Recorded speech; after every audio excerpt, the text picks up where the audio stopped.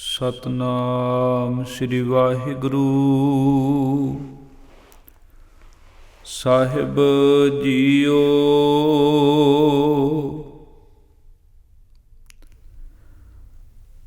ਸੂਰਾ ਸੋ ਪਹਿਚਾਨੀਐ ਜੋ ਲਰੈ ਦੀਨ ਕੇ ਹੇਤ।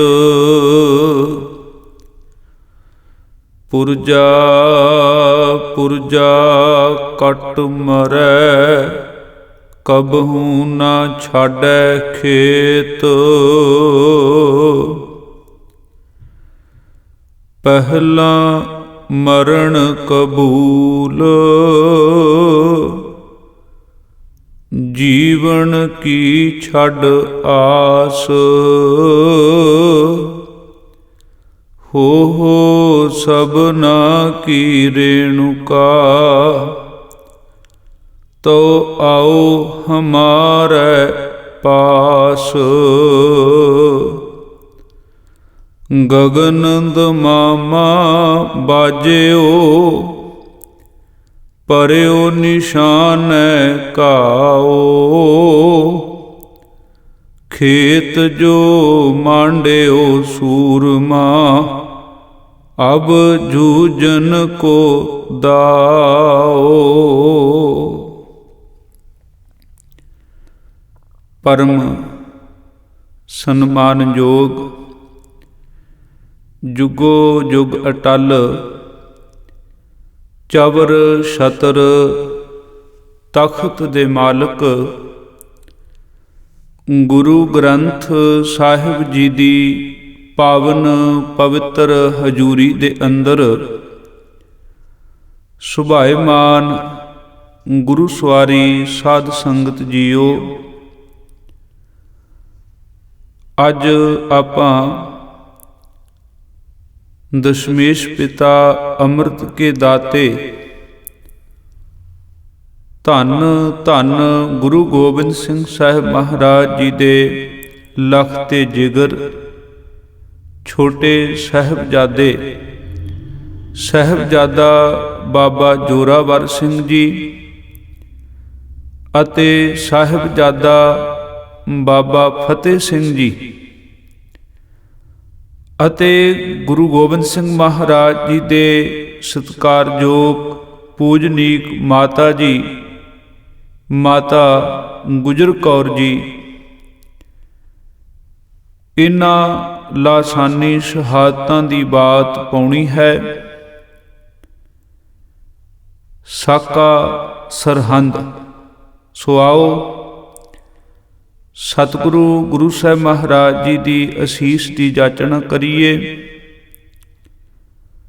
ਵਿਚਾਰਾਂ ਦੀ ਆਰੰਭਤਾ ਤੋਂ ਪਹਿਲਾਂ ਗੁਰਫਤਿਹ ਨਾਲ ਸਾਂਝ ਪਾਈਏ ਜੀ। ਵਾਹਿਗੁਰੂ ਜੀ ਕਾ ਖਾਲਸਾ, ਵਾਹਿਗੁਰੂ ਜੀ ਕੀ ਫਤਿਹ। ਗੁਰੂ ਗੋਬਿੰਦ ਸਿੰਘ ਸਾਹਿਬ ਮਹਾਰਾਜ ਜੀ ਨੇ ਜਦੋਂ ਉਹਨਾਂ ਦੇ ਅੱਗੇ ਪਹਾੜੀਆਂ ਨੇ ਅਤੇ ਮੁਗਲ ਹਕੂਮਤ ਨੇ ਕੁਰਾਨ ਦੀਆਂ ਕਸਮਾਂ ਖਾਧੀਆਂ, ਧਰਮ ਦਾ ਵਾਸਤਾ ਪਾਇਆ, ਤੇ ਗੁਰੂ ਸਾਹਿਬ ਮਹਾਰਾਜ ਜੀ ਨੇ ਉਹਨਾਂ ਦੇ ਧਰਮ ਦਾ ਵਾਸਤਾ ਸੁਣ ਕੇ ਆਨੰਦਪੁਰ ਦਾ ਕਿਲਾ ਛੱਡਿਆ। ਪਰ ਉਹ ਬੇਸ਼ਰਮ ਲੋਕ, ਬੇਧਰਮੀ ਲੋਕ, ਉਹਨਾਂ ਨੇ ਆਪਣੀਆਂ ਖਾਧੀਆਂ ਕਸਮਾਂ ਦੀ ਪਰਵਾਹ ਨਾ ਕੀਤੀ। ਗੁਰੂ ਗੋਬਿੰਦ ਸਿੰਘ ਮਹਾਰਾਜ ਜੀ ਦੇ ਉੱਤੇ ਹਮਲਾ ਬੋਲ ਦਿੱਤਾ। ਸਰਸਾ ਦੇ ਕੰਢੇ ਬਹੁਤ ਘਮਸਾਣ ਦਾ ਯੁੱਧ ਹੋਇਆ। ਸਿਆਹੀ ਟਿੱਬੀ ਤੇ ਭਾਈ ਉਦੇ ਸਿੰਘ ਜੀ 50 ਸਿੰਘਾਂ ਦੇ ਸਮੇਤ ਸ਼ਹਾਦਤ ਦਾ ਜਾਮ ਪੀ ਜਾਂਦੇ ਨੇ। ਝੱਖੀਆਂ ਪਿੰਡ ਦੀ ਜੂ ਸਰਸਾ ਦੇ ਕੰਢੇ ਬਾਬਾ ਜੀਵਨ ਸਿੰਘ ਜੀ, ਜਿਨ੍ਹਾਂ ਦਾ ਪਹਿਲਾ ਨਾਮ ਭਾਈ ਜੈਤਾ ਜੀ, 100 ਸਿੰਘਾਂ ਦਾ ਜਥਾ ਉਹ ਸਰਸਾ ਦੇ ਕੰਢੇ ਮੁਗਲ ਹਕੂਮਤ ਦੇ ਨਾਲ ਟੱਕਰ ਲੈਂਦੇ ਨੇ। ਗੁਰੂ ਗੋਬਿੰਦ ਸਿੰਘ ਮਹਾਰਾਜ ਸਰਸਾ ਦੇ ਕੰਢੇ ਨਿਤਨੇਮ ਕਰ, ਆਸਾ ਕੀ ਵਾਰ ਦਾ ਕੀਰਤਨ ਕਰ ਸਰਸਾ ਨੂੰ ਪਾਰ ਕਰਦੇ ਨੇ। ਵੱਡੇ ਸਾਹਿਬਜ਼ਾਦਾ ਬਾਬਾ ਅਜੀਤ ਸਿੰਘ ਜੀ, ਸਾਹਿਬਜ਼ਾਦਾ ਬਾਬਾ ਜੁਝਾਰ ਸਿੰਘ ਜੀ ਉਹਨਾਂ ਦੇ ਨਾਲ ਨੇ, ਤੇ ਗੁਰੂ ਸਾਹਿਬ ਮਹਾਰਾਜ ਕੋਟਲਾ ਨਿਹੰਗ ਖਾਂ ਵੱਲ ਚਲੇ ਜਾਂਦੇ ਨੇ। ਮਾਤਾ ਸੁੰਦਰ ਕੌਰ ਜੀ, ਮਾਤਾ ਸਾਹਿਬ ਕੌਰ ਜੀ, ਭਾਈ ਮਨੀ ਸਿੰਘ ਜੀ, ਭਾਈ ਜਵਾਹਰ ਸਿੰਘ ਦੀ ਦਿੱਲੀ ਵਾਲਿਆਂ ਦੇ ਨਾਲ ਦਿੱਲੀ ਵੱਲ ਨੂੰ ਕੂਚ ਕਰ ਜਾਂਦੇ ਨੇ। ਮਾਤਾ ਗੁਜਰੀ ਜੀ ਉਹਨਾਂ ਦੇ ਨਾਲ ਉਹਨਾਂ ਦੇ ਛੋਟੇ ਪੋਤਰੇ ਨੇ ਸਾਹਿਬਜ਼ਾਦਾ ਬਾਬਾ ਜੋਰਾਵਰ ਸਿੰਘ ਜੀ, ਸਾਹਿਬਜ਼ਾਦਾ ਬਾਬਾ ਫਤਿਹ ਸਿੰਘ ਜੀ। ਮਾਤਾ ਜੀ ਉਹਨਾਂ ਨੂੰ ਆਪਣੇ ਨਾਲ ਲੈ ਕੇ ਸਰਸਾ ਦੇ ਕਿਨਾਰੇ ਕਿਨਾਰੇ ਤੁਰੇ ਜਾ ਰਹੇ ਨੇ। ਤੇ ਮਾਤਾ ਜੀ ਨੇ, ਕਿਉਂਕਿ ਇਹ 6 ਪੋਹ ਦੀ ਰਾਤ ਆ, ਜਿਹੜੀ 6 ਅਤੇ 7 ਪੋਹ ਦੀ ਇਹ ਵਿਚਕਾਰਲੀ ਰਾਤ ਹੈ ਜਦੋਂ ਕਿਲਾ ਛੱਡਿਆ। 7 ਪੋਹ ਦਾ ਅੰਮ੍ਰਿਤ ਵੇਲਾ ਇਹ ਸਰਸਾ ਦੇ ਕੰਢੇ ਹੋ ਜਾਂਦਾ ਹੈ। 7 ਪੋਹ ਦਾ ਦਿਨ ਮਾਤਾ ਜੀ ਚਲਦੇ ਚਲਦੇ ਅੱਗੇ ਇੱਕ ਪਿੰਡ ਚੱਕ ਢੇਰਾ, ਜਿੱਥੇ ਕਿ ਇੱਕ ਮਲਾਹ ਰਹਿੰਦਾ ਹੈ। ਮਲਾਹ ਆਪ ਜਾਣਦੇ ਹੋ ਕਿ ਉਸ ਵੇਲੇ ਦਰਿਆ ਤੋਂ ਇੱਕ ਕਿਨਾਰੇ ਤੋਂ ਦੂਜੇ ਪਾਰ ਕਰਨ ਵਾਸਤੇ ਬੇੜੀਆਂ ਦੀ, ਕਿਸ਼ਤੀਆਂ ਦੀ ਵਰਤੋਂ ਕੀਤੀ ਜਾਂਦੀ ਸੀ।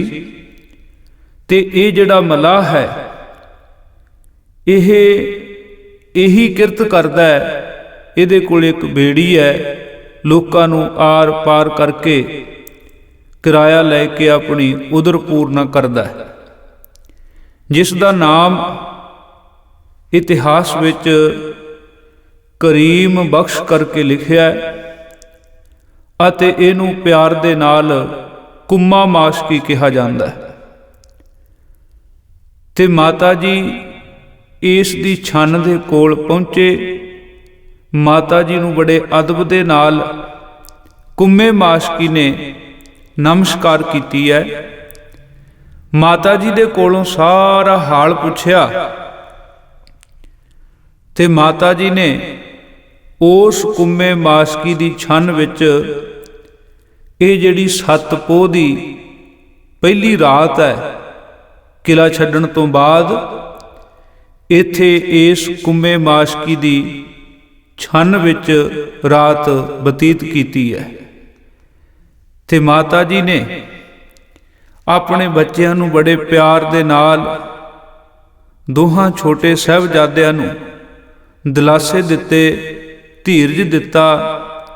ਰਾਹ ਵਿੱਚ ਆਉਂਦੇ ਜਦੋਂ ਛੋਟੇ ਸਾਹਿਬਜ਼ਾਦੇ ਦਾਦੀ ਮਾਂ ਨੂੰ ਪੁੱਛਦੇ ਸਨ ਨਾ, दादी से बोले अपने सिपाही किधर गए, दरिया पे हमको छोड़ के राही किधर गए, तड़पा के हाय सूरते माही किधर गए, अब्बा पघा के लश्करे शाही किधर गए।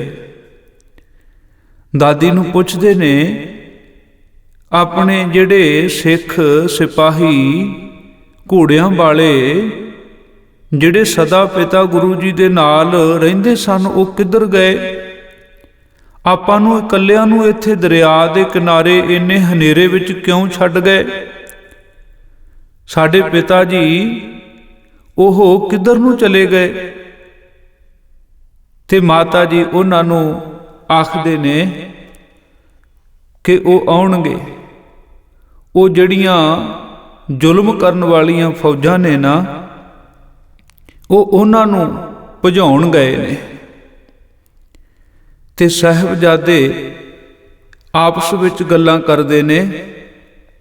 ਠੀਕ ਹੈ, ਜਦੋਂ ਉਹ ਜੰਗ ਜਿੱਤ ਕੇ ਉਸ ਜ਼ੁਲਮ ਕਰਨ ਵਾਲੀ ਫੌਜ ਨੂੰ ਹਰਾ ਕੇ ਜਦੋਂ ਵਾਪਸ ਆਉਣਗੇ ਨਾ, ਦਾਦੀ ਮਾਂ ਅਸੀਂ ਕਿਸੇ ਨਾਲ ਵੀ ਬੋਲਣਾ ਨਹੀਂ। ਉੱਥੇ ਕਵੀ ਅੱਲਾ ਜਾਰ ਖਾਨ ਜੋਗੀ ਜੀ ਲਿਖਦੇ ਨੇ ਕਿ ਉਹਨਾਂ ਗੁਰੂ ਕੇ ਪਿਆਰੇ ਲਾਲਾਂ ਦੀ ਆਪਸ ਵਿੱਚ ਜੋ ਗੁਫ਼ਤਗੂ ਹੋਈ, ਉਹ ਕਹਿੰਦੇ ਸੀ ਜਬ ਰਣ ਅਜੀਤ जीत के तशरीफ लाएंगे, अब्बा के साथ जिस घड़ी जो जुझार आएंगे, करके गिला हर एक से हम रूठ जाएंगे, माता कभी पिता कभी भाई मनाएंगे, हमको गले लगा के कहेंगे वो बार बार, मान जाओ लेकिन हम नहीं मानेंगे जिनहार। की पता सी ਇਹ ਮੌਕਾ ਕਦੇ ਵੀ ਨਹੀਂ ਆਉਣਾ। ਜਿਹੜੇ ਆਪਣੇ ਵੱਡੇ ਭਰਾਵਾਂ ਤੋਂ ਅਸੀਂ ਵਿਛੜ ਚੁੱਕੇ ਹਾਂ, ਉਹਨਾਂ ਦੇ ਨਾਲ ਮਿਲਾਪ ਹੀ ਨਹੀਂ ਹੋਣਾ ਤੇ ਰੋਸੇ ਗਿਲੇ ਕਿਹਦੇ ਨਾਲ ਕਰਨੇ ਸੀ। ਜਿਸ ਪਿਤਾ ਨੇ ਸਾਨੂੰ ਆਨੰਦਪੁਰ ਛੱਡਣ ਲੱਗਿਆਂ ਗਲ ਦੇ ਨਾਲ ਲਾਇਆ, ਗਲਵੱਕੜੀ ਪਾਈ, ਪਿਆਰ ਕੀਤਾ, ਮੱਥਾ ਚੁੰਮਿਆ, ਕੀ ਪਤਾ ਉਹ ਦੁਬਾਰਾ ਮੌਕਾ ਆਉਣਾ ਹੀ ਨਹੀਂ ਸੀ। ਤੇ ਉਹ ਆਖਦੇ ਨੇ ਦਾਦੀ ਮਾਂ ਨੂੰ ਕਿ ਮਾਂ ਜਦੋਂ ਸਾਡੇ ਵੱਡੇ ਵੀਰ ਅਜੀਤ ਸਿੰਘ ਆਉਣਗੇ ਨਾ, ਮੈਂ ਉਹਨਾਂ ਨਾਲ ਬੋਲਣਾ ਕੋਈ ਨਹੀਂ। ਕਦੇ ਜੁਝਾਰ ਸਿੰਘ ਸਾਨੂੰ ਮਨਾਉਣ ਦਾ ਯਤਨ ਕਰਨਗੇ, ਕਦੇ ਮਾਤਾ ਜੀ ਸਾਨੂੰ ਬੁਲਾਉਣਗੇ, ਕਦੇ ਪਿਤਾ ਜੀ ਸਾਨੂੰ ਬੁਲਾਉਣਗੇ, ਅਸੀਂ ਨਾ ਉਹਨਾਂ ਨਾਲ ਕੋਈ ਗੱਲ ਨਹੀਂ ਕਰਨੀ। ਤੇ ਮਾਤਾ ਜੀ ਨੇ ਕਿਹਾ ਠੀਕ ਹੈ, ਜਿਵੇਂ ਤੁਹਾਡੀ ਇੱਛਾ ਹੈ। ਮਾਤਾ ਜੀ ਨੂੰ ਤਾਂ ਹਾਲਾਤ ਦਿਸਦੇ ਸਨ ਕਿ ਕਿਹੜੇ ਇਹ ਰੋਸੇ ਗਿਲੇ ਹੋਣੇ ਨੇ, ਕਿਸ ਨੇ ਰੁਸਣਾ ਤੇ ਕਿਹਨੇ ਮਨਾਉਣਾ। ਇਹ ਤਾਂ ਵਕਤ ਹੀ ਅਵੱਲਾ ਸੀ। ਤੇ ਮਾਤਾ ਜੀ ਦੇ ਨਾਲ ਦੋਹੇ ਗੁਰੂ ਕੇ ਲਾਲ ਗੱਲਾਂ ਕਰਦੇ ਨੇ, ਇਕਰਾਰ लेंगे सबसे बुलाना ना फिर कभी, बारे दिगर छोड़ के सताना ना फिर कभी, हमको अकेले छोड़ के जाना ना फिर कभी, कह देते हैं जो हंस के रुलाना ना फिर कभी। ਕਹਿੰਦੇ ਜਦੋਂ ਫਿਰ ਉਹ ਬਹੁਤ ਜ਼ੋਰ ਲਾਉਣਗੇ ਨਾ, ਸਾਨੂੰ ਮਨਾਉਣਗੇ, ਤੇ ਅਸੀਂ ਉਹਨਾਂ ਨੂੰ ਕਹਾਂਗੇ ਵੀ ਅੱਗੇ ਤੋਂ ਇਸ ਤਰ੍ਹਾਂ ਸਾਨੂੰ ਕਿਤੇ ਭੁਲਾ ਨਾ ਦਿਓ, ਇਦਾਂ ਸਾਨੂੰ ਇਕੱਲਿਆਂ ਨੂੰ ਛੱਡ ਕੇ ਨਾ ਜਾਣਾ, ਅਸੀਂ ਤੁਹਾਡੇ ਤੋਂ ਵਿਛੜ ਕੇ ਬੜਾ ਸਾਨੂੰ ਰੋਣਾ ਆਉਂਦਾ। ਤੇ ਕਹਿੰਦੇ ਅਸੀਂ ਇਸ ਤਰ੍ਹਾਂ ਉਹਨਾਂ ਦੇ ਨਾਲ ਨਾ ਗੱਲਾਂ ਕਰਾਂਗੇ। बच्चों की गुफ्तगू जो सुनी दादी जान ने, बेइख्तियार रो दिया उस बालाए शान ने। क्योंकि जदों माता गुजरी जी ने उन्हां अपने दोहां पोतरियां दियां ये बड़ियां लाड भरियां प्यार भरियां गल्लां सुनियां ते उन्हां दा गज भर आया। क्योंकि अगले हालात जिहड़े है बड़े भयानक सन।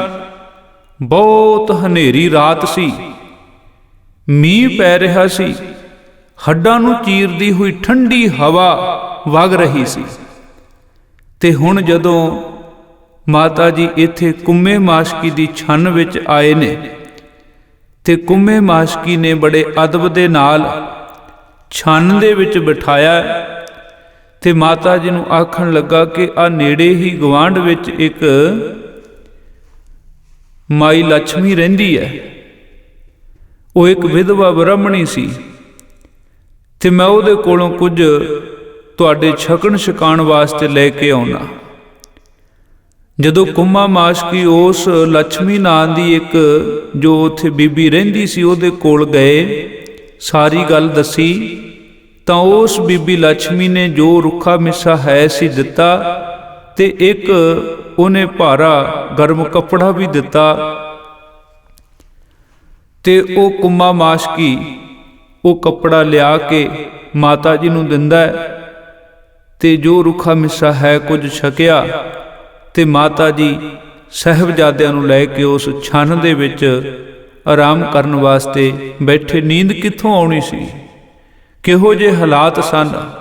ਕਈ ਤਰ੍ਹਾਂ ਦੀਆਂ ਸੋਚਾਂ ਮਾਤਾ ਜੀ ਦੇ ਮਨ ਵਿੱਚ ਸਨ ਕਿ ਇਹ ਮੇਰੇ ਪੁੱਤਰ ਦੀ ਤੇ ਮੇਰੀਆਂ ਨੂੰਹਾਂ ਦੀ ਜਿਹੜੀ ਇਹ ਅਮਾਨਤ ਹੈ, ਇਹ ਲਾਲ, ਇਹ ਸਾਰੀ ਇਹਨਾਂ ਦੀ ਸਾਂਭ ਸੰਭਾਲ ਦਾ ਜੁਮਾ ਮੇਰੇ ਤੇ ਹੈ। ਕਦੋਂ ਉਹ ਭਾਗਾਂ ਵਾਲੀ ਘੜੀ ਆਵੇ ਕਿ ਮੈਂ ਇਹ ਅਮਾਨਤ ਅਦਾ ਕਰ ਸਕਾਂ, ਇਹਨਾਂ ਛੋਟੇ ਛੋਟੇ ਬਾਲਾਂ ਨੂੰ ਆਪਣੇ ਪਿਤਾ ਆਪਣੇ ਭਰਾਵਾਂ ਨਾਲ ਮਿਲਾ ਸਕਾਂ।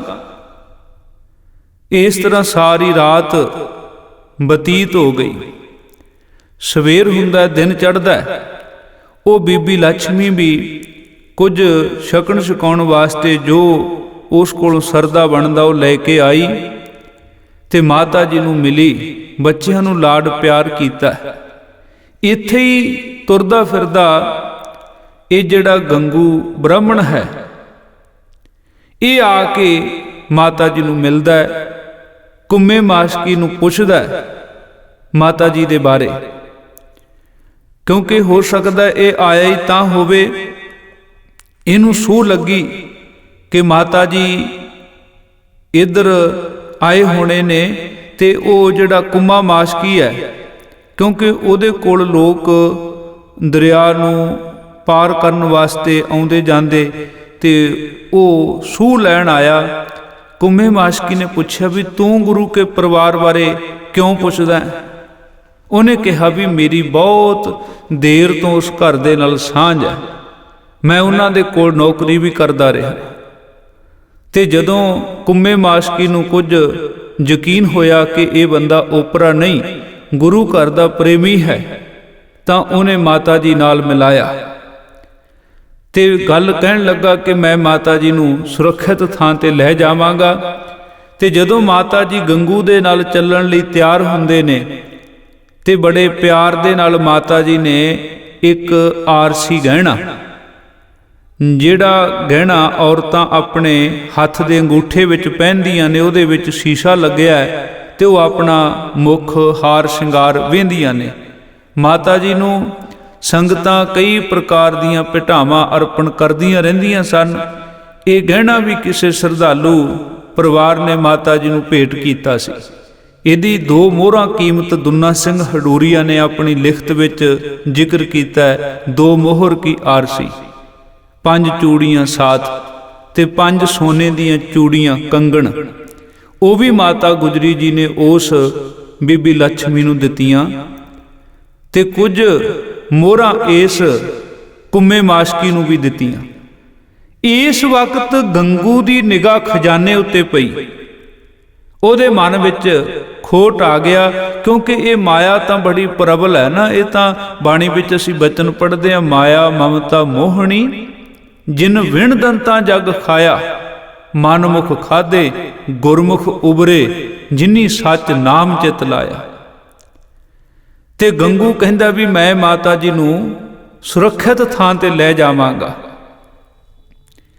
ਹੁਣ ਇਹ ਗੰਗੂ ਨਾਲ ਲੈ ਕੇ ਮਾਤਾ ਜੀ ਨੂੰ ਸਾਹਿਬਜ਼ਾਦਿਆਂ ਨੂੰ ਤੁਰਿਆ ਆਉਂਦਾ ਹੈ।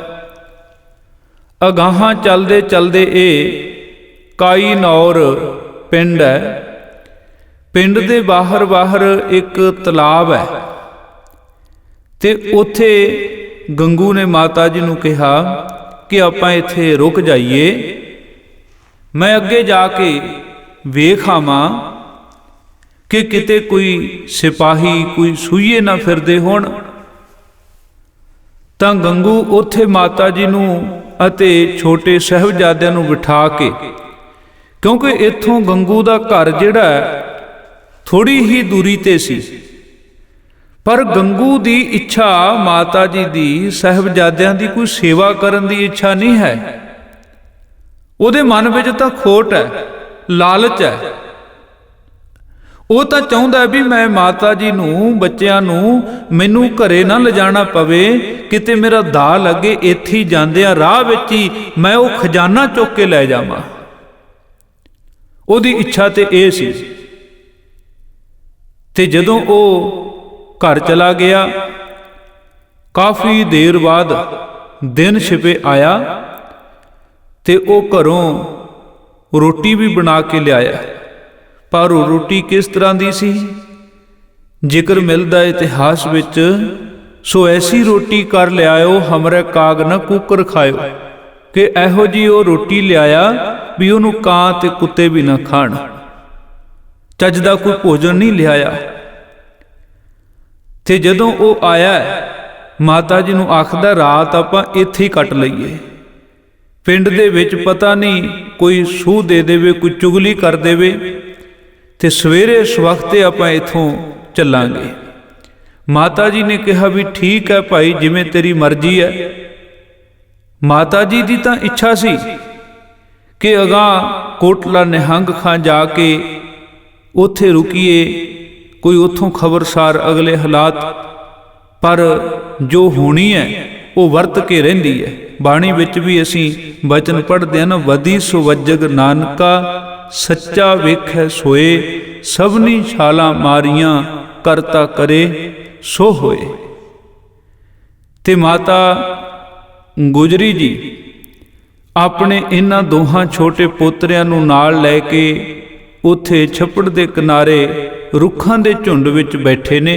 ਇੱਕੋ ਗਰਮ ਕੱਪੜਾ ਜਿਹੜਾ ਬੀਬੀ ਲక్ష్ਮੀ ਦਾ ਦਿੱਤਾ ਹੋਇਆ ਸੀ ਉਹ ਨਾਲ ਕੋਲ ਹੈ, ਤੇ ਉਹ ਵਿਛਾ ਕੇ ਉੱਥੇ ਬੈਠ ਗਏ। ਤੇ ਗੰਗੂ ਵੀ ਆ ਗਿਆ, ਕਹਿਣ ਲੱਗਾ ਵੀ ਰਾਤ ਆਪਾਂ ਇੱਥੇ ਹੀ ਬਤੀਤ ਕਰੀਏ, ਤੇ ਉੱਥੇ ਰਾਤ ਨੂੰ ਲੇਟ ਗਏ। ਤੇ ਗੰਗੂ ਦੀ ਇੱਛਾ ਇਹ ਸੀ ਵੀ ਮਾਤਾ ਜੀ ਸੌਂ ਜਾਣ ਤੇ ਮੈਂ ਇੱਥੋਂ ਇਹ ਜਿਹੜਾ ਖਜ਼ਾਨਾ ਹੈ ਚੋਰੀ ਕਰਕੇ ਮੈਂ ਚੁੱਕ ਕੇ ਦੌੜ ਜਾਵਾਂਗਾ, ਆਪੇ ਮਾਤਾ ਜੀ ਜਾਣਨ ਜਾਂ ਵਕਤ ਜਾਣੇ ਵੀ ਕਿੱਧਰ ਨੂੰ ਜਾਂਦੇ ਨੇ, ਕੀ ਹੁੰਦਾ ਇਹਦੇ ਨਾਲ, ਮੈਨੂੰ ਕੀ।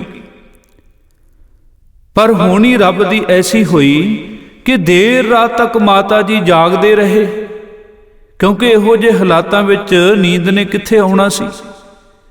ਤੇ ਗੰਗੂ ਦੀ ਅੱਖ ਲੱਗ ਗਈ, ਤੇ ਜਦੋਂ ਉਹਦੀ ਅੱਖ ਖੁੱਲੀ ਗੰਗੂ ਦੀ, ਅੰਮ੍ਰਿਤ ਵੇਲਾ ਹੋ ਚੁੱਕਾ ਸੀ, ਤੇ ਮਾਤਾ ਜੀ ਬੈਠੇ ਜਪਜੀ ਸਾਹਿਬ ਦਾ ਪਾਠ ਕਰ ਰਹੇ ਨੇ। ਦੇਖੋ, ਇਹ ਵਾਰ-ਵਾਰ ਇਤਿਹਾਸ ਸਾਨੂੰ ਰਮਜ ਦਿੰਦਾ ਕਿ ਭਾਈ ਗੁਰਸਿੱਖਾ, ਆਪਣੇ ਗੁਰੂ ਦਾ ਇਤਿਹਾਸ, ਆਪਣੇ ਗੁਰੂ ਦੇ ਸਾਹਿਬਜ਼ਾਦਿਆਂ ਦਾ ਇਤਿਹਾਸ ਸੁਣਨ ਵਾਲਿਆ ਗੁਰਸਿੱਖਾ, ਬਾਣੀ ਦੇ ਲੜ ਲੱਗ। ਬਾਣੀ ਤੇਰੇ ਜੀਵਨ ਵਿੱਚ ਹੋਵੇ, ਬਾਣੀ ਪੜ੍ਹਦੇ ਹੀ ਤੇਰਾ ਦਿਨ ਚੜ੍ਹੇ ਤੇ ਬਾਣੀ ਪੜ੍ਹਦੇ ਹੀ ਤੇਰਾ ਦਿਨ ਢਲੇ। ਉੱਠਣ ਲੱਗਿਆਂ ਵੀ ਬਾਣੀ ਪੜ੍ਹੇ ਤੇ ਸੌਣ ਤੋਂ ਪਹਿਲਾਂ ਵੀ ਸੋਹਲਾ ਸਾਹਿਬ ਦਾ ਪਾਠ ਕਰਕੇ ਸੌਮੀ। ਕਿਉਂਕਿ ਦੇਖੋ, ਕਿਸੇ ਕਾਗਜ਼ ਦੇ ਉੱਤੇ ਬਾਣੀ ਦੇ 4 ਅੱਖਰ ਲਿਖੇ ਹੋਣ ਤੇ ਉਹ ਕਾਗਜ਼ ਕਿਤੇ ਬਾਹਰ ਡਿੱਗਿਆ ਪਿਆ ਹੋਵੇ ਥੱਲੇ ਜ਼ਮੀਨ ਤੇ, ਅਸੀਂ ਉਸ ਕਾਗਜ਼ ਨੂੰ ਰੁਲਣ ਨਹੀਂ ਦਿੰਦੇ, ਦੂਜਿਆਂ ਕਾਗਜ਼ਾਂ ਤੋਂ ਉਹਨੂੰ ਚੁੱਕ ਕੇ ਸੰਭਾਲਦੇ ਹਾਂ। ਜਿਸ ਕਾਗਜ਼ ਉੱਤੇ ਬਾਣੀ ਦੇ 4 ਅੱਖਰ ਪਏ, ਉਸ ਕਾਗਜ਼ ਨੂੰ ਕਿਸੇ ਨੇ ਰੁਲਣ ਨਹੀਂ ਦਿੱਤਾ, ਉਹਨੂੰ ਸੰਭਾਲਿਆ। ਐ ਗੁਰਸਿੱਖਾ, ਜੇ ਤੂੰ ਬਾਣੀ ਪੜ੍ਹੇ, ਜੇ ਤੇਰੇ ਅੰਦਰ ਬਾਣੀ ਹੋਵੇਗੀ, ਤੈਨੂੰ ਵੀ ਗੁਰੂ ਰੁਲਣ ਨਹੀਂ ਦੇਵੇਗਾ। ਮਾਤਾ ਗੁਜਰੀ ਜੀ ਬਾਣੀ ਦਾ ਪਾਠ ਕਰ ਰਹੇ ਨੇ, ਤੇ ਗੰਗੂ ਨੂੰ ਪਾਠ ਕਰਕੇ ਖੁਸ਼ ਹੋਣੇ ਕੀ ਹੋਣਾ ਸੀ। ਉਹ ਤਾਂ ਕਹਿੰਦਾ, ਓਹੋ, ਮੇਰੀਆਂ ਤੇ ਮਨ ਦੀਆਂ ਮਨ 'ਚ ਹੀ ਰਹਿ ਗਈਆਂ, ਮੈਨੂੰ ਤੇ ਨੀਂਦ ਆ ਗਈ, ਜਾਗ ਹੀ ਨਾ ਆਈ। ਤੇ ਹੁਣ ਉਹਨੂੰ ਫਿਰ ਮਾਤਾ ਜੀ ਨੂੰ ਘਰੇ ਲਿਜਾਣਾ ਹੀ ਪਿਆ। ਕਹਿਣ ਦਾ ਭਾਵ 6 ਪੋਹ ਦੀ ਰਾਤ ਨੂੰ ਕਿਲਾ ਛੱਡਿਆ ਜਾਂਦਾ, 7 ਪੋਹ ਦੀ ਪਹਿਲੀ ਰਾਤ ਕੁੰਮੇ ਮਾਸ਼ਕੀ ਦੇ ਘਰੇ ਮਾਤਾ ਜੀ ਨੇ ਬਤੀਤ ਕੀਤੀ। ਅੱਜ ਇਹ 8 ਪੋਹ ਦੀ ਰਾਤ ਜਿਹੜੀ ਹੈ, ਇੱਥੇ ਕਾਈ ਨੌਰ ਪਿੰਡ ਦੇ ਨੇੜੇ ਤਲਾਬ ਤੇ ਉੱਥੇ ਬਤੀਤ ਹੋਈ ਹੈ। ਹੁਣ ਇੱਥੋਂ ਗੰਗੂ ਮਾਤਾ ਜੀ ਨੂੰ ਆਪਣੇ ਘਰ ਲੈ ਆਇਆ। ਇਹ 9 ਪੋਹ ਦਾ ਦਿਨ ਦਾ ਹਾਲਾਤ ਹੈ। ਤੇ ਜਦੋਂ ਗੰਗੂ ਮਾਤਾ ਜੀ ਨੂੰ ਆਪਣੇ ਘਰ ਲੈ ਕੇ ਆਉਂਦਾ ਹੈ, ਪਹਿਲਾਂ ਤਾਂ ਉਹਨੇ ਆਪਣੀ ਮਾਂ ਨੂੰ, ਗੰਗੂ ਨੇ ਕਿਹਾ ਕਿ ਆ ਜ਼ਹਿਰ ਪਾ ਦਈਏ ਖਾਣੇ ਵਿੱਚ, ਮਾਤਾ ਜੀ ਦੇ ਕੋਲੇ ਬਹੁਤ ਸਾਰੀਆਂ ਮੋਹਰਾਂ ਨੇ, ਬੜਾ ਖਜ਼ਾਨਾ, ਆਪਣੀ ਗਰੀਬੀ ਕੱਟੀ ਜਾਵੇਗੀ। ਆਪਣੇ ਤਾਂ ਪੁੱਤ ਪੋਤਰੇ ਪੀੜ੍ਹੀਆਂ ਵੀ ਰਾਜ ਭੋਗਣਗੀਆਂ, ਇੰਨਾ ਧਨ ਹੈ ਮਾਤਾ ਜੀ ਕੋਲ, ਸੋਨੇ ਦੀਆਂ ਮੋਹਰਾਂ ਨੇ। ਪਰ ਉਸ ਗੰਗੂ ਦੀ ਮਾਂ ਨੇ ਇਹ ਪਾਪ ਕਰਨ ਤੋਂ ਉਹਨੂੰ ਰੋਕ ਦਿੱਤਾ। ਦਿਨ ਛਿਪਿਆ, ਮਾਤਾ ਜੀ ਇੱਥੇ ਗੰਗੂ ਦੇ ਘਰ ਆ ਕੇ ਉਹਨਾਂ ਨੇ ਕੁਝ ਆਪਣੇ ਆਪ ਨੂੰ ਸੁਰੱਖਿਅਤ ਮਹਿਸੂਸ ਕੀਤਾ, ਕਿਉਂਕਿ ਇੱਥੇ ਉਹਨਾਂ ਨੇ ਗੰਗੂ ਦੇ ਘਰ ਆਪਣੇ ਪੋਤਰਿਆਂ ਨੂੰ ਵੀ ਪਿਆਰ ਕੀਤਾ थके टुटे सन। कवि अल्लाह जार खां जोगी जी भी लिखते ने, दिन भर की दौड़ धूप से सबको थकान था, महफूज हर तरह से बजाहर मकान था। कि गंगू का घर माता जी नूं इउं लग्या भी इत्थे हर प्रकार तो सुरक्षा है, किसी तरह का कोई डर नहीं, क्योंकि बरसों से जिसे खिलाया था वो मेजबान था। क्योंकि गंगू कई साल माता जी होरां दे कोल विचरदा रहा, रहिंदा रहा। बरसों से जिसे खिलाया था वो मेजबान था, खतरे का वजह नहीं वहमो गुमान था। कि इत्थे कोई किसी तरह का खतरा माता जी ने महसूस नहीं किया। नौकर का घर समझ के वो बेफिक्र हो गए, लाकर गले से दादी के शहजादे सौ गए। माता जी ने एक पोतरे नूं सज्जे पासे दूजे नूं खब्बे पासे पाया, बहुत प्यार दे नाल उन्हां नूं सुलाया। माता जी भी सौ गए, थके टुटे सन। ते हुण गंगू दे मन विच खोट सी, उहदे मन विच पाप सी, उहनूं कित्थों नींद आउणी सी, जागदा रहा। ते हुण उहने मौका पा के की कीता, माता के साथ डिब्बा था जेवरात का, ललचा जिसे था देख के जी बाद सिफात का। बद सिफात भैड़े गंगू दा मन लालच विच आ गया। कहते हैं जब के वक्त हुआ आधी रात का, जी में किया ना खौफ आका की मात का। मोहरों का बदरा और वो डिब्बा उड़ा गया, धोखे से ब्राह्मण वो खजाना चुरा गया। गंगू ने वो खुरजी छुपा लई, खजाना चोरी कर लिया। ते हुण माता गुजरी जी जदों सवेरे उठे ने ते उन्हां ने उठ के वेखिया कि वो खुरजी इत्थे नहीं है। सोचिया भी शायद गंगू ने किधरे संभाल दिती होवेगी। जदों माता जी ने पूछा कि गंगिया खजाना भाई तू सांभ लिया सी, चलो चंगा कीता। ते वो अणभोल जा हो के जिवें कुछ पता ही ना होवे, कहंदा किहड़ा खजाना, मैं ते कोई देखिया नहीं। माता जी हैरान होए ते अगों वो उच्ची उच्ची रौला पाउण लग पे, जिवें कहंदे भी चोर दे पैर नहीं ना हुंदे।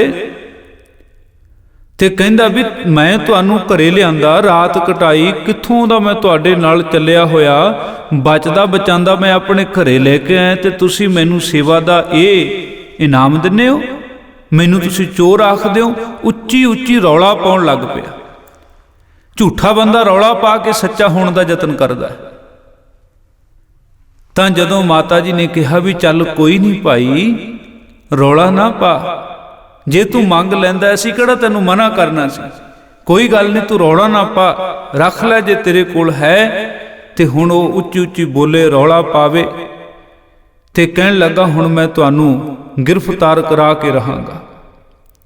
माता जी ने बड़ा उहनूं रोकण दा यतन कीता, समझाउण दा यतन कीता, पर ओह पापी ना समझिया। पिंड विच गया, कुछ चौधरीआं नूं नाल लिया, अपने घर ते भी पहरा लगा दिता, नज़रबंद कर दिता माता जी नूं ते दोहां छोटे साहिबजादिआं नूं अपने घर दे विच। आप मुरिंडे चला गया। मुरिंडे जानी खां ते मानी खां उन्हां नूं लिआया। सिपाही आए ने ते उन्हां ने माता जी नूं ते छोटे साहिबजादिआं नूं इत्थों गंगू दे घरों गिरफ्तार कर लिया। ये 10 पोह दा दिन चढ़िया। ये नाल नाल चेते रवे कि जिहड़ी पहली रात है वो कुम्मे मासकी दी छन विच 7 पोह दी रात, दूजी रात 8 पोह दी वो काईनौर पिंड दे नेड़े तलाब दे कंढे गंगू दे पिंड दे नेड़े ही, ते 9 पोह दी ये जिहड़ी रात है ये गंगू दे घर बतीत होई। 10 पोह दा दिन चढ़िया। जानी खां ते मानी खां गिरफ्तार करन आ गए। उन्हां ने बहुत जुल्म किया, बड़ा तसद्दुद किया। ऐसा भी जिक्र है कि तूत दियां पतलियां पतलियां छटियां लैके टाहनियां लैके ना ਦੋਹਾਂ ਗੁਰੂ ਕੇ ਲਾਲਾ ਨੂੰ ਬਹੁਤ ਮਾਰਿਆ, ਬਹੁਤ ਕੁੱਟਿਆ। ਅੱਤ ਦੀ ਠੰਡ ਸੀ।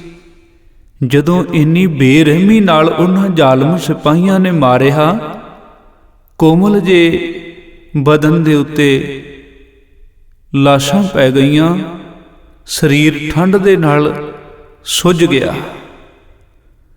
ਤੇ ਐਸਾ ਵੀ ਦੇਖੋ ਨਾ, ਕਈ ਵਾਰ ਆਪਾਂ ਦੀਵਾਲੀ ਵੇਲੇ ਪਟਾਕੇ ਚਲਾਏ ਜਾਂਦੇ ਨੇ, ਕਈ ਵਾਰ ਕੋਈ ਪਟਾਕਾ ਹੱਥ 'ਚ ਚੱਲ ਜੇ ਤੇ ਉਹ ਬਰੂਦ ਦੇ ਨਾਲ ਕਿੰਨੀ ਤਕਲੀਫ ਹੁੰਦੀ ਹੈ ਹੱਥ ਨੂੰ। ਤੇ ਉਹਨਾਂ ਨੇ ਬਰੂਦ ਦੇ ਪਲੀਤੇ ਜਿਹੜੇ ਆ ਨਾ ਨਹੁੰਆਂ 'ਚ ਰੱਖ ਕੇ ਅੱਗ ਲਗਾਈ। ਇਹ ਤਸੀਹੇ ਵੀ ਦਿੱਤੇ ਉਹਨਾਂ ਜ਼ਾਲਮਾਂ ਨੇ। ਤੇ ਮਾਤਾ ਗੁਜਰੀ ਜੀ ਨੂੰ ਵੀ ਗ੍ਰਿਫਤਾਰ ਕਰਕੇ ਮੁਰਿੰਡੇ ਲੈ ਗਏ। 10 ਪੋਹ ਦੀ ਰਾਤ ਜਿਹੜੀ ਹੈ ਉਹ ਮੁਰਿੰਡੇ ਕੋਤਵਾਲੀ ਦੇ ਵਿੱਚ ਬਤੀਤ ਹੁੰਦੀ ਹੈ।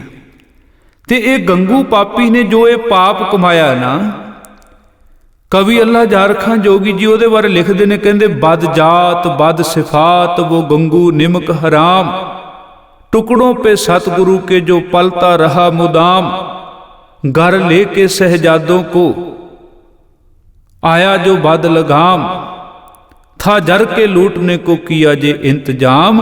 ਕਹਿੰਦੇ ਉਹ ਸੇਵਾ ਦੇ ਵਾਸਤੇ ਥੋੜੀ ਲਿਆਇਆ, ਉਹ ਤਾਂ ਇਹਨੇ ਖਜ਼ਾਨਾ ਲੁੱਟਣ ਦਾ ਇੰਤਜ਼ਾਮ ਕੀਤਾ, ਸੇਵਾ ਥੋੜੀ ਕੀਤੀ।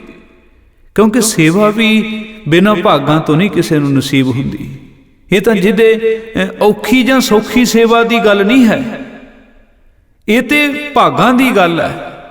ਦੇਖੋ ਹੁਣ ਗੰਗੂ ਦੇ ਘਰੇ ਮਾਤਾ ਜੀ ਸਾਹਿਬਜ਼ਾਦੇ ਘਰੇ ਸਨ, ਤੇ ਉਹਦੇ ਲਈ ਸੇਵਾ ਕਰਨੀ ਹੁਣ ਕੀ ਔਖੀ ਸੀ। ਸੇਵਾ ਕਰਦਾ ਤੇ ਉਹਦਾ ਨਾਮ ਇਤਿਹਾਸ ਵਿੱਚ ਬੜੀ ਸ਼ਾਨ ਦੇ ਨਾਲ ਹੋਇਆ ਕਰਨਾ ਸੀ। ਪਰ ਦੂਜੇ ਪਾਸੇ ਵੇਖੋ ਜਿਹਦੇ ਭਾਗ ਚੰਗੇ ਨੇ, ਮੋਤੀ ਮਹਿਰਾ, ਧਨ ਮੋਤੀ ਮਹਿਰਾ, ਜਿਨ ਪੁੰਨ ਕਮਾਇਆ, ਗੁਰਲਾਲਾ ਤਾਈ ਦੁੱਧ ਪਿਲਾਇਆ। ਉਹਦੇ ਵਾਸਤੇ ਕਿੰਨਾ ਔਖਾ ਹਾਲਾਤ ਸੀ ਜਦੋਂ ਉਹਨੇ ਸੇਵਾ ਕਰਨੀ ਹੈ, ਤੇ ਇਹ ਘਰੇ ਰੱਖ ਕੇ ਵੀ ਸੇਵਾ ਨਾ ਕਰ ਸਕਿਆ। ਇਸ ਕਰਕੇ ਸੇਵਾ ਵੀ ਭਾਗਾਂ ਦੇ ਨਾਲ ਮਿਲਦੀ ਹੈ। ਤੇ ਕਹਿੰਦੇ ਇਹ ਜਿਹੜਾ ਗੰਗੂ ਸਾਹਿਬਜ਼ਾਦਿਆਂ ਨੂੰ ਘਰੇ ਲੈ ਕੇ ਆਇਆ ਨਾ, ਉਹ ਤਾਂ ਉਹਨੇ ਪ੍ਰਬੰਧ ਕੀਤਾ ਲੁੱਟਣ ਦਾ। बद जात बद सिफात वो गंगू निमक हराम, टुकड़ों पे सतगुरु के जो पलता रहा मुदाम, घर लेके शहजादों को आया बेलगाम, था जर के लूटने को किया जे इंतजाम, दुनिया में अपने नाम को बदनाम कर गया, दुश्मन भी ना जो करता वो काम कर गया। इस दुष्ट पापी ने बहुत ये ਧਰੋਹ ਕਮਾਇਆ, बड़ा ਵੱਡਾ ਇਹਨੇ ਇਹ पाप किया गंगू ने।